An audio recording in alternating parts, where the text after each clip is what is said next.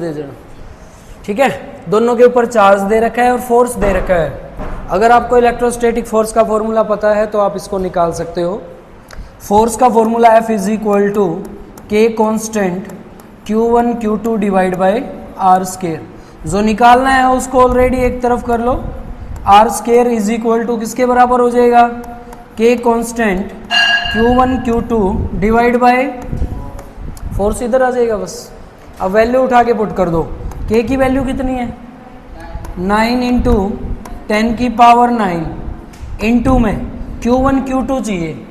Q1 कितना है 0.4 coulomb into में ये कितना है 0.8 है, किसका है माइनस का, ये रख दो माइनस का है तो, डिवाइड बाय F कितना दे रखा है न्यूटन में ही है, फोर्स न्यूटन में ही गिवन है, चेंज करने की ज़रूरत नहीं है। ये भी दोनों कूलम में है, कोई चेंज करने की ज़रूरत नहीं है, बस इसको सोल्व करना है। अब सोल्व कर लो। यहाँ से पहले तो देखो पॉइंट से पॉइंट क्या हो गया कैंसिल, 2 से काट दो, 2 से 2 4 जा पे गया।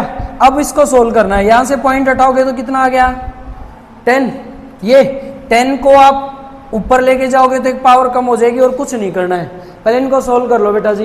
9 2 जा 18, 18 को किससे मल्टीपल करेंगे अब 8 से करेंगे, ठीक है। तो अलग से आप कर सकते हो। 18 8 जा 1, बोलो बोलो 144, ठीक है।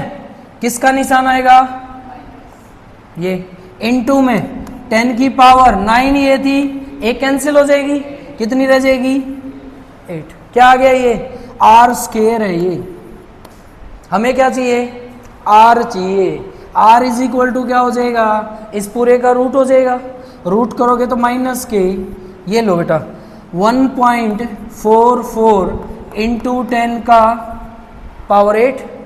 ये किसका स्केयर है, यहाँ से क्या बाहर आ जाएगा, ये तो 12 का स्केयर है, यहाँ 8 है तो हाफ बाहर आ जाएगा, 4 बाहर आ जाएगा, तो क्या लिखें 12 इंटू में 10 की पावर। क्लियर है, क्लियर है भाई। ये है बेटा जी किसकी वैल्यू आ गई है आर की वैल्यू। बताओ इतना क्लियर है क्या, ठीक है। ये आ गया हमारा आर। और क्या चाहिए फोर्स बताना है। फर्स्ट पे फोर्स ये कहता है फोर्स इतना आया है।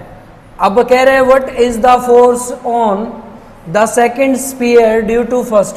फर्स्ट की वजह से सेकंड पे कितना है, दोनों के बीच में कितना है, मतलब फर्स्ट सेकंड पे कितना लगा रही है इतना, दूसरे पे इतना कितना लगा रही है, सेम ही तो लगाते हैं, तो जो फोर्स होगा वो कितना